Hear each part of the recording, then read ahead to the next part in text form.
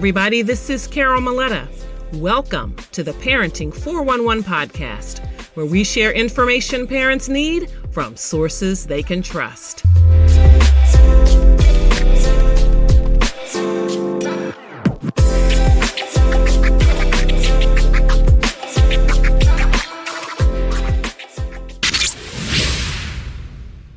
Hey, Mama, if you've been holding it together on the outside, but feeling spiritually drained on the inside, I want to invite you to something special. The Ministry of Mom Experience is happening May 2nd in Washington, D.C. It will be a faith-centered day to help you reset, breathe, and walk away with practical tools to parent with confidence and peace. You don't need more pressure. You need an anchor and a plan. Register now at ministryofmom.com. That's ministryofmom.com. What if I told you that your greatest parenting superpower isn't a perfectly crafted routine or the set of rules that you have, but it's really your values? Not the ones we write down on vision boards, but the ones we live out in the carpool line, during the sibling squabbles, or when the whole house is running on fumes. Today's guest, Adalena Oliver, is a values-based coach, a leadership mentor, and a mother who knows firsthand that raising grounded, resilient kids doesn't require perfection, it just requires intention. So if you've ever wondered whether you're doing enough or if it's too late to shift the legacy that you're passing on, this conversation is going to speak straight to your heart. Now, join me in welcoming Adalena Oliver. Hey, Adalena, thank you for coming.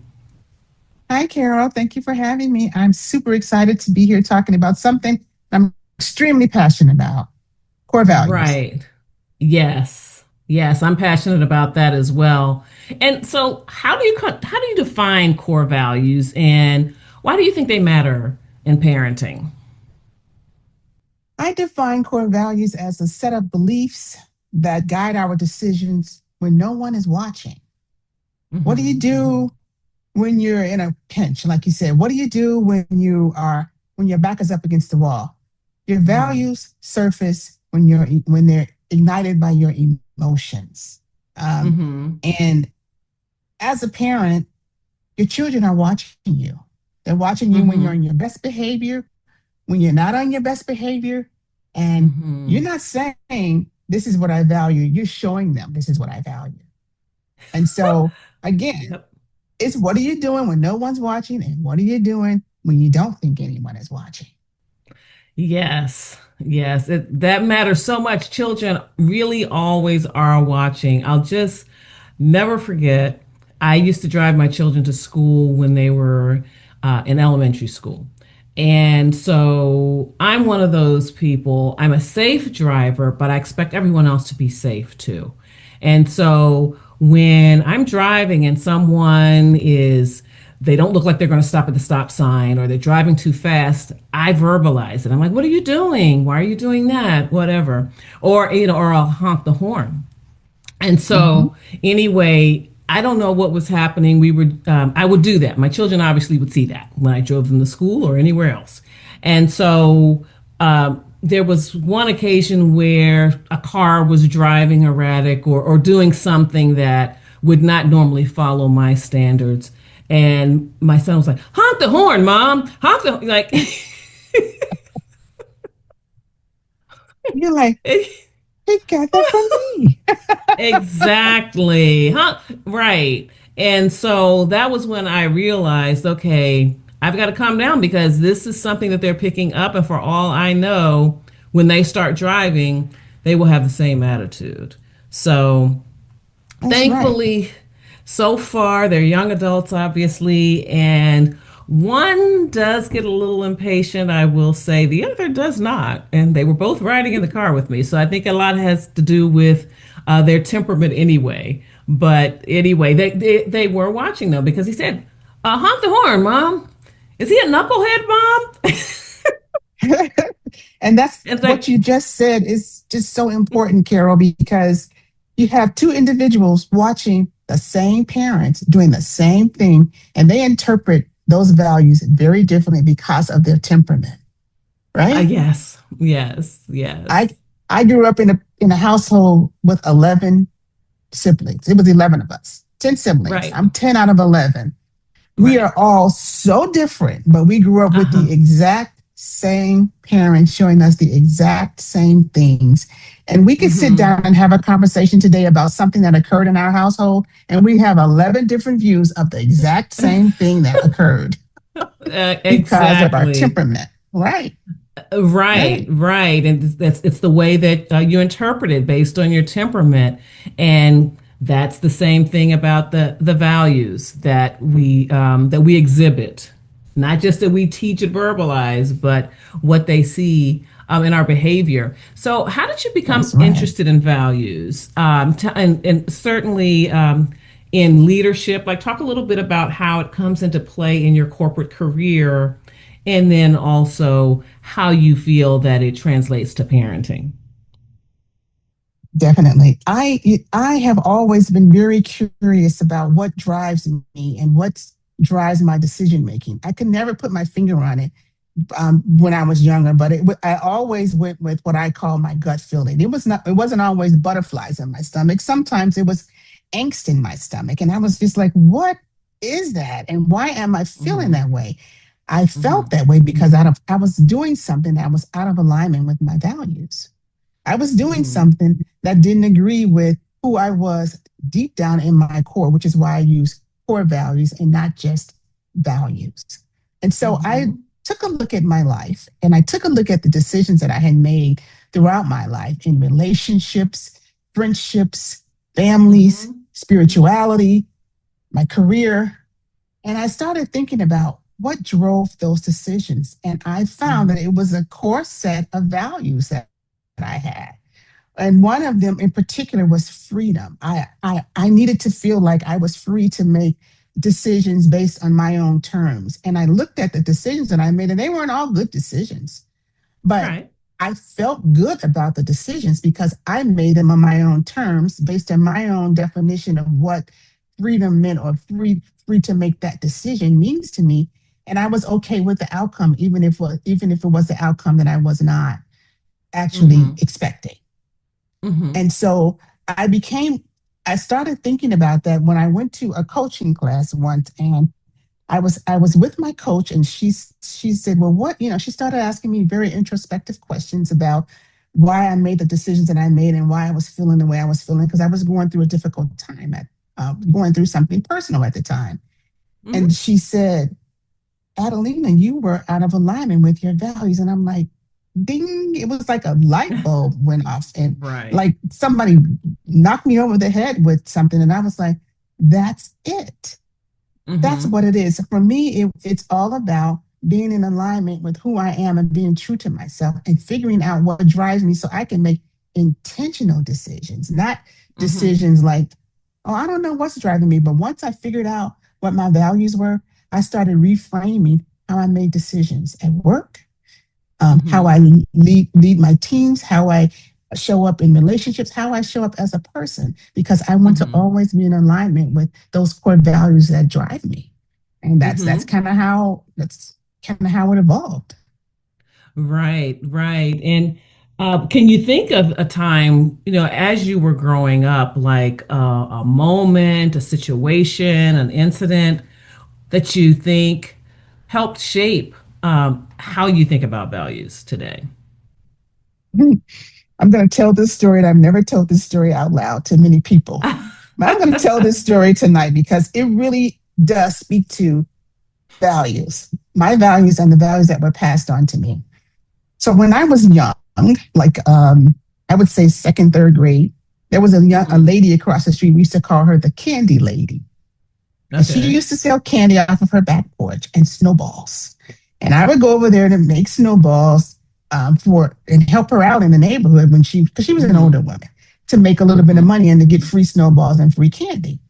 Well, Hmm. because I knew she was older, I'm like, I can sneak some candy without her knowing it, right? Oh, wow. So, I'm gonna tell the story. So one day I went over there, and she didn't have me working it. I went over there with a friend of mine, my next door neighbor. We were like in third grade, and we stole some candy.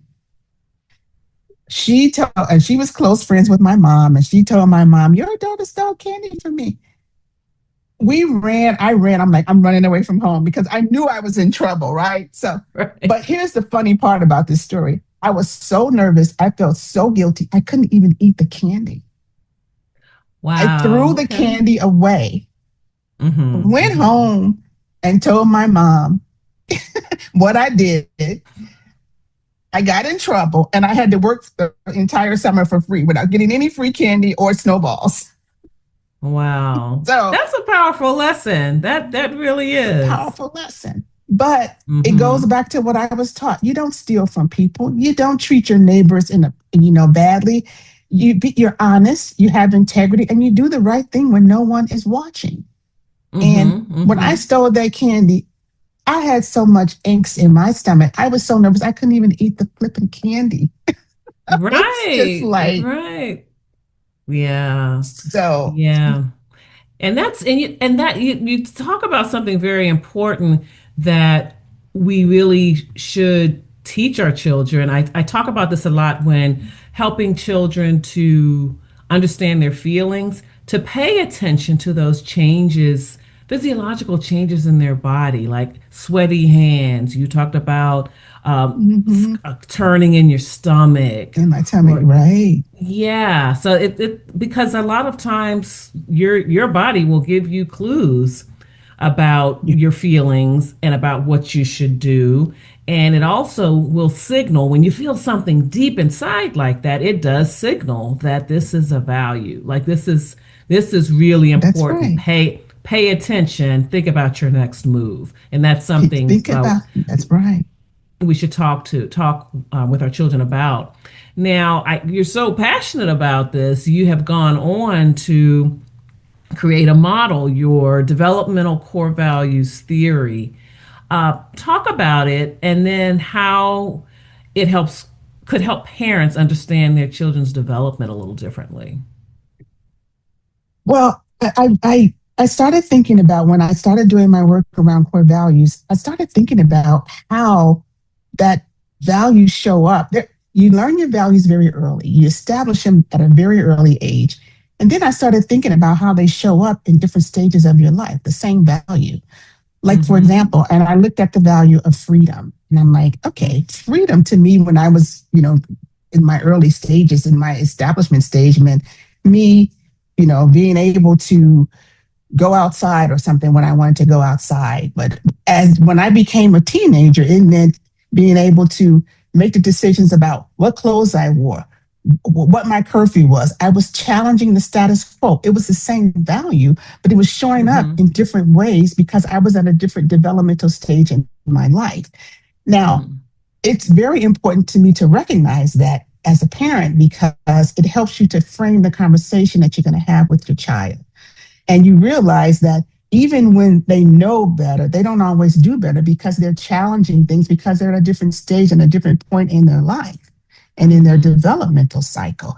So instead of a parent chastising their child about something that they didn't do that was out of alignment with what you thought their value should be, you model it. You ask questions about why did you do that? Why did you think that was the Mm-hmm. appropriate behavior or the appropriate response for you in this particular situation? And it reframes the conversation that you have with your child. Instead of you scolding them or instead of you punishing them, you're trying to understand what made them do what they did. It could be peer pressure.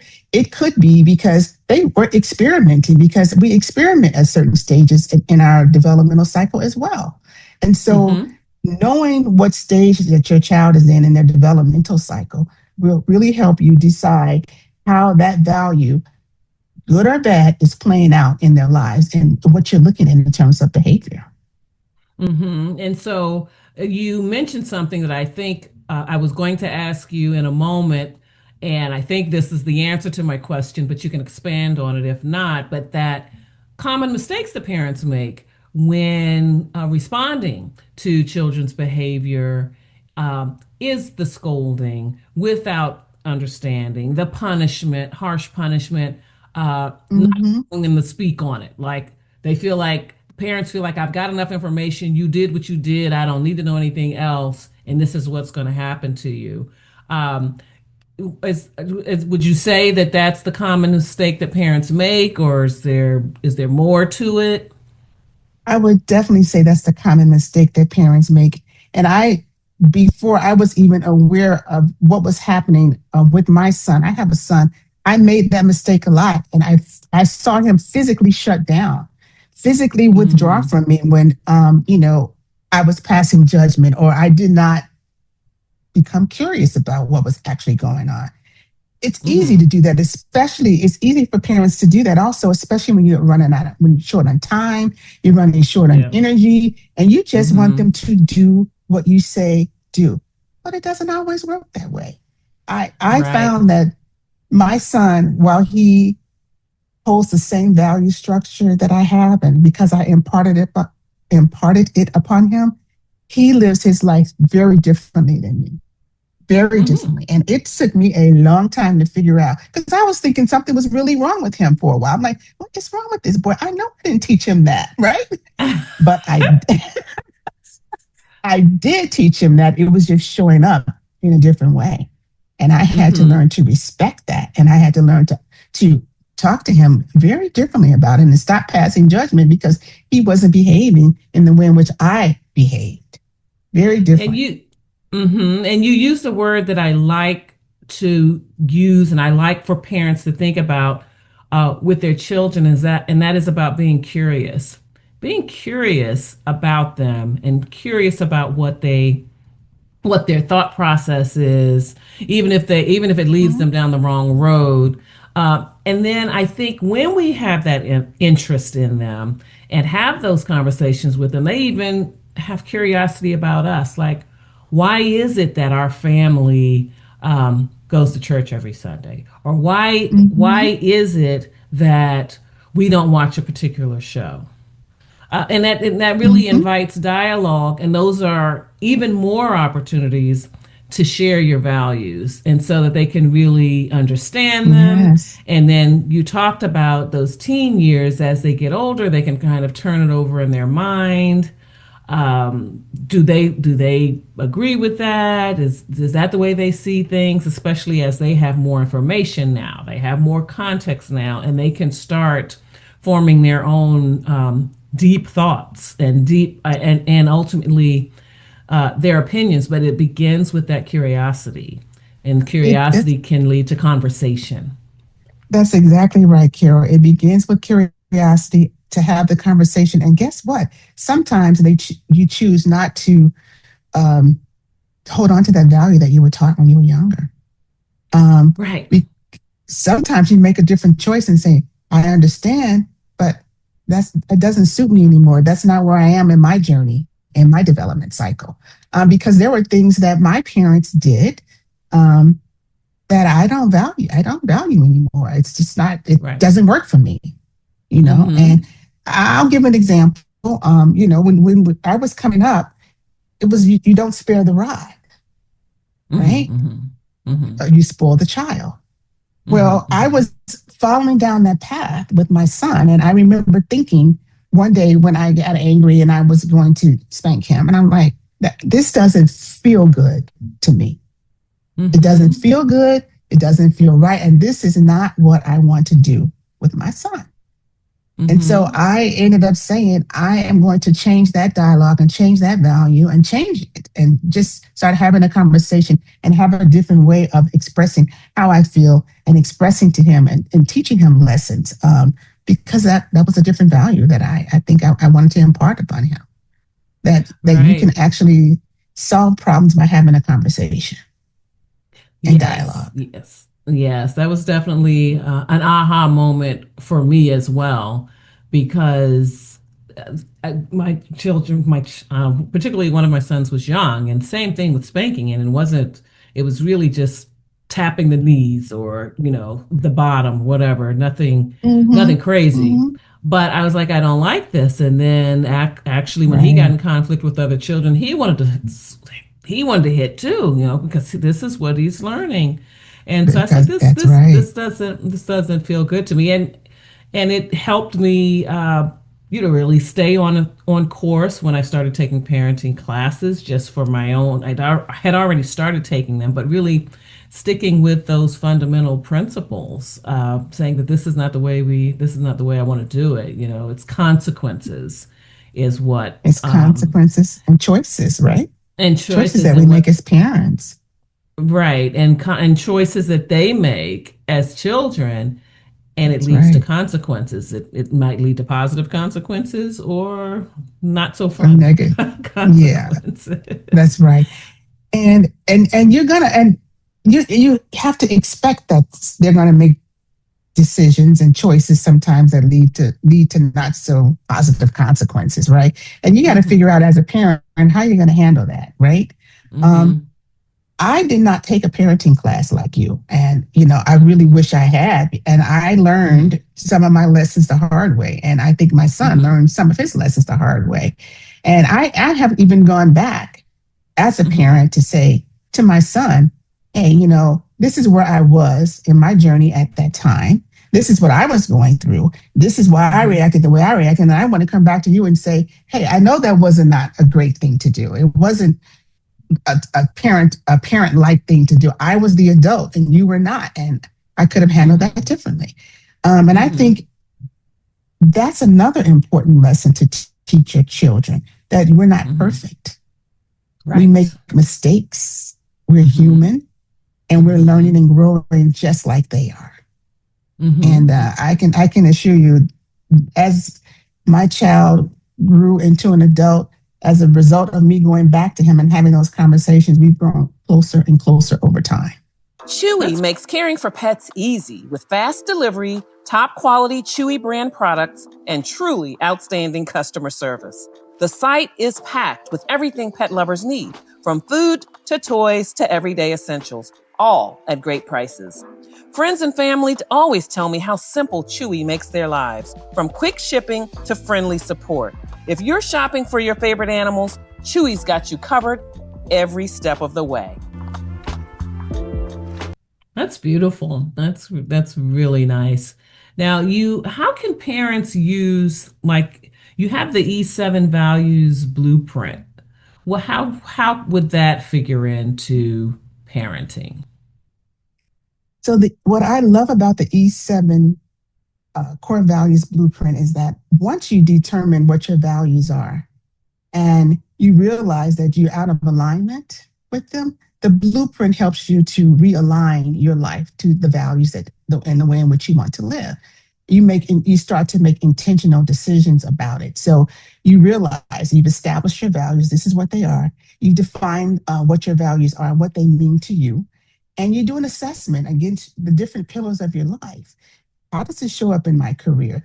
How does it show up in my relationships? How does it show up in my family? How does it show up in my spiritual life? Right. And if you find that you're out of alignment and that you're not living in your values in those different pillars of your life, I have a program and a process that helps you to realign. So we talk about why you're out of alignment, what happened, where you are in your journey, and we set goals. And I Mm-hmm. become your accountability partner, and to say, here's your check-in. Let's check in once a week or once a month or whenever you want to check in. We walk through the process of are you in alignment? Are you closer to being in alignment? If you're not, Mm-hmm. what's stopping you from being in alignment? What's actually holding you back? And it could be fear. It could be fear of living to who you truly are. It took me a long time to actually do that in my own life, and Mm-hmm. I went through a tough time. Even I would say about 4 years ago, where I had to make a very tough decision about Right. someone in my life, and I decided that Sure. that person couldn't be in my life anymore because they were not Mm-hmm. aligned to my value system. And Right. I like it, it, and you can it, really, it's as you're talking about it, I'm just kind of seeing how you could make it really plain, like for children. Something that I used to do with my children at the start of, well, I would say August, before the start of the school year, was to have them set goals in 5 areas of their life. So it would be their Mm-hmm. financial goals, their academic goals. They were in Mm-hmm. sports, athletics, social, and spiritual. I can't remember if I mentioned that, but and talk about that, and then talk about the steps they need to take every day that would help Mm-hmm. them to reach those goals. And so those are goals that they set up because of certain principles or values that they held dear, something that they felt was important, like service in church. Now they had a little help with that one, but being involved in church, but also doing well in school, say, for example. Uh-huh. So, Uh-huh. so I can see how that could work. That your blueprint really could work with It children. does. It does Mm-hmm. work. And what I love about it is, and you don't have to call it, we're going to have a values conversation today. It's just a Yeah. conversation. It's like, Mm-hmm. so you talk about, you know, did you do your best? What does doing your best look like, right? And okay, how did that show up for you today, right? Mm-hmm. How Mm-hmm. didn't it show up for you today? And how did Mm-hmm. you practice it? Or if you didn't, what are you going to do differently for next week? It's like you start to reflect on it, and it just becomes Mm-hmm. a daily part of your conversation with your child. You know, Mm-hmm. and if it's a value that you specifically and explicitly want them to definitely practice, you start having conversations about it, just like what we just talked about. Setting Mm-hmm. goals, um, having ways to measure it, having ways to show that they're successful in it, and Mm-hmm. also demonstrating when they're not successful and what that looks like and what that feels True. like. Because sometimes when you're out of alignment with your values, like we talked about, it doesn't necessarily show up. You feel it first. Mm-hmm. Recognizing Mm-hmm. those feelings and then putting a name to it, and Yes. then and Yes. putting a name to it is very, very important because it allows you to intentionally make decisions about your actions. And that's what I Right. love about knowing your core values, defining your core values, assessing your life against your core values, and then making intentional decisions about how you're going to live your life and the steps you're going to take next. Mm-hmm, mm-hmm. And to recognize, it sounds like you were saying that even in the messy moments, uh, we demonstrate our values. And so you talked Mm-hmm. about apologies as being one way that you can course correct in those messy moments when you have not shown up as your best self.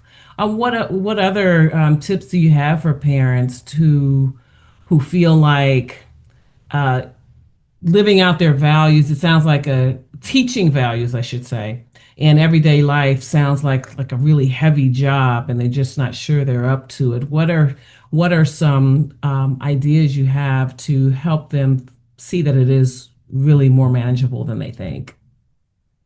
One of the things that I used to do with my son is I would allow him to hold me accountable to what I said I was Okay. going to do. Okay. Right. Okay. And this is not like, Mom, you said this. It's like, okay, you might have a, a jar where you put a quarter or something in it. And he gets the quarter at the end of he gets the what's in the jar at the end of the week if I slipped up and said a bad word or something, Right. because Right. it Right. happens, Sure. right? Yeah. Uh, Yeah. but allowing them to hold me accountable, allowing them to hold you accountable as well. It works. I mean, it doesn't Mm-hmm. have to be anything major. It could be if if I did something that I said I was not going to do, okay, I have to maybe wash the dishes. I have to take turn in washing the dishes for you that particular night or something. Mm-hmm. Something Mm-hmm. small, nothing big, Mm-hmm. but just so it also empowers them, and it also Mm-hmm. helps to reinforce the value that you want to reinforce within them Mm-hmm. and within yourself. And it's just another teaching moment. Yes, and sadly, we know that some children are growing up in tough situations. There's dysfunction, no clarity of values, no consistency. So there may be parents that grew up in that sort of situation, and they're like, how am I going to be able to do this? Where's one place they could just start when thinking about building that legacy out. But start making one start, and just getting them going on that road. That's a really good question, Carol, because I just think being aware of your values is the first step. Being Mm-hmm. just realizing that you didn't grow up with those with that solid foundation, but Mm-hmm. starting to question the reasons why you do what you do. Mm-hmm. I'm just trying to explain this because I do have people in my life that have grown up this way, and we've had this conversation. You don't always inherit things, the right things, but you have to choose to do the right thing. And it's a conscious Love decision that that. you have to make Mm-hmm. about how you want to change and how you want to show up. So just because you didn't grow up with it, it doesn't mean you can't develop it over time. And the fact that someone is even asking that question says to me that they're thinking about doing things differently anyway. So Right. let's name it, right?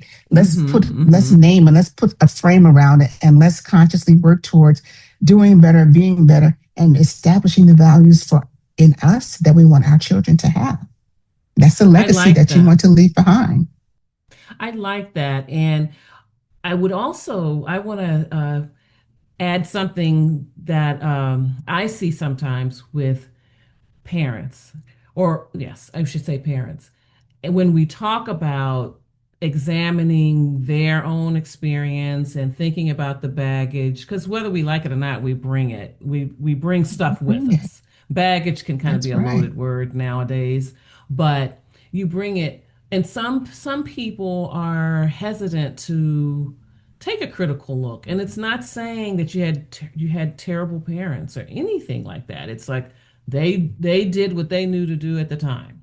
They lived in a different time. They grew up in a different That's time. right. So but some people can't. They're like, "Oh, I had a wonderful childhood." And it's not that you didn't. You probably did, but it's like they don't want to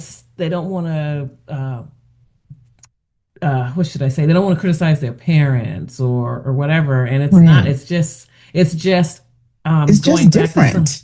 It's just right going back to something you said at the top, which was that there were just some values that you grew up with that just don't fit you That's anymore. right.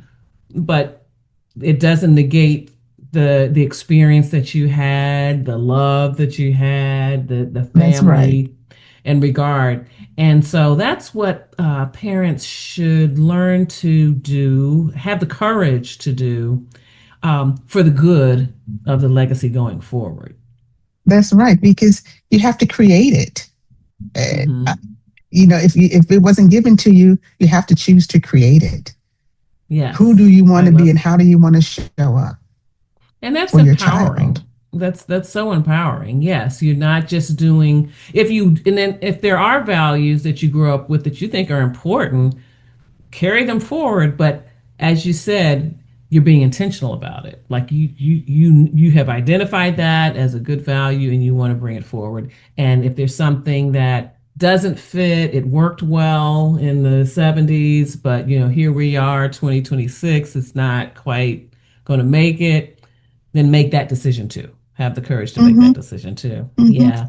And there's the saying that when you know better, you do better. But sometimes people choose to say, it worked for my mom. It's working for me now.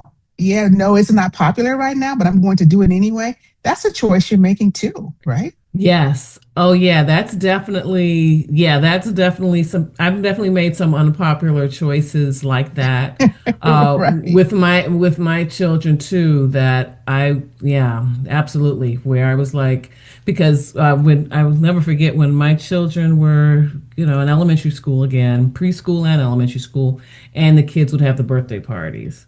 And so, we go to church on Sunday. And some people were having birthday parties on Sundays, and it would just disrupt what we were doing, or we couldn't go. And I was like, wait a minute. I was Mm-hmm. like, wait a Mm-hmm. minute. We're not gonna be going to You any had more. to We're not gonna be going to any exactly more Sunday birthday parties. I mean, you just won't right be going to that one. because your spirituality, your faith, you, that was more important than a birthday party. There will be other birthday parties, and that to me is modeling the value right there. That's a great example. But that for a minute there, it was like really getting in the way. I was like, oh, this isn't gonna work. Right, right. So That's a great yeah. example, and that's I had to do the same thing with my son. There were a lot of sleepovers in our neighborhood. Everybody was Mm, always having a sleepover. He's like, "Mom, can I go?" And I'm like, just not comfortable with that. I don't know that family. I don't know what what they do when other parents aren't around. And I would explain to him that I wasn't comfortable with it. I was not a very popular parent at the time because my son could not do a lot of sleepovers, and I'm just like, you know, and that's now a lot of people. I mean, so many parents, they don't do it. I could go on a sleepover with one child. She lived across the alley. Our mothers were very, yeah, very well connected and all of that. I could only spend the night at her house. That was it, yeah, or that vice was it, versa. right? But yeah. So, well, thank you so much for joining me today to talk about a very important topic because as we talked about offline, we live in some very challenging times, and there's a lot of change going on with technology and just Yes, society's opinions about things have really changed significantly, and I think it's probably possibly been accelerated through technology because we're exposed to more and all of this so too. much. Yes, And so you've got to be able to stand firm. Like, yes, everybody else is doing this, but that's not something I want to do. that's So, right. and in the adult, we're talking about parent. I'm talking about it from the through the lens of parents imparting these values to their children.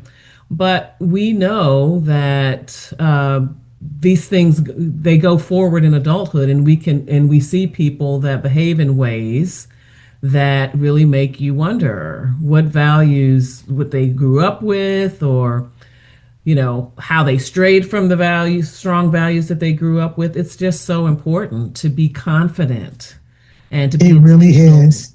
with your actions, even when every other people are doing something different. So Yeah. thank And you. Carol, I totally thank you for having me. And I totally agree with you. I think that's the most important takeaway from this conversation that we're having today is knowing your values help you decide what you're going to do when no one is looking, but it also helps you figure out what you're going to do next. And it's like if you don't stand for something, you will fall for anything. And in So correct. this world that we're living in right now, information is coming at us in so many different ways. Podcasts, internet, Mm-hmm. Snapchat, Instagram, Facebook, and you don't even know what's real. And AI is making everything look real. Oh, goodness, it sure is, isn't it? Yeah. Yes. And so we So, have to really know who we are in the face of all of mm-hmm, this, because that mm-hmm. information can quickly change how we view the world just like that. And so again, I look at something and I say, how does that make me feel? Right. And Mm-hmm. if I'm very in tune with how I feel, how I react, what my first thought is, because to me, values are activated with emotion. Mm-hmm. Figure out that Mm-hmm. emotion that's being triggered within you. It'll help you identify whether or not you're in alignment or out of alignment.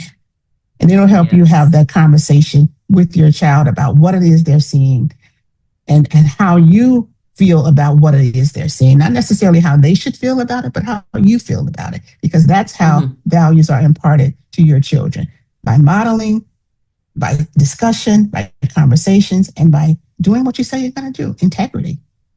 Yes. Walk the Well, walk. yes. Walk the walk. Well, thank you. Now tell us how we can follow you. I am on Facebook, Adalena Oliver.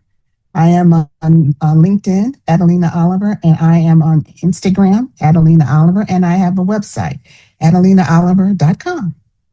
Okay, well, there should be no excuse for not being able to find Adelena Oliver, okay? That's right.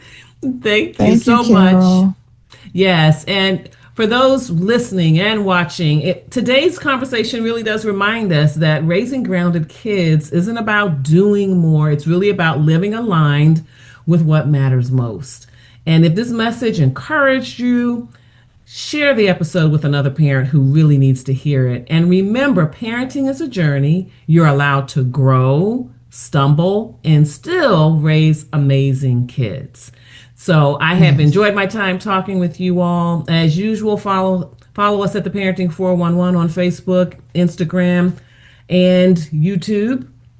And remember, it's never too late to be the parent you want to be. Can't wait to talk to you again next time.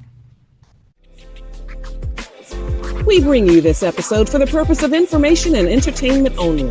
It is not the intent or purpose of the Parenting 411 podcast or Carol Maletta to provide an exhaustive reference or guide on all aspects of parenting, childcare, and family life.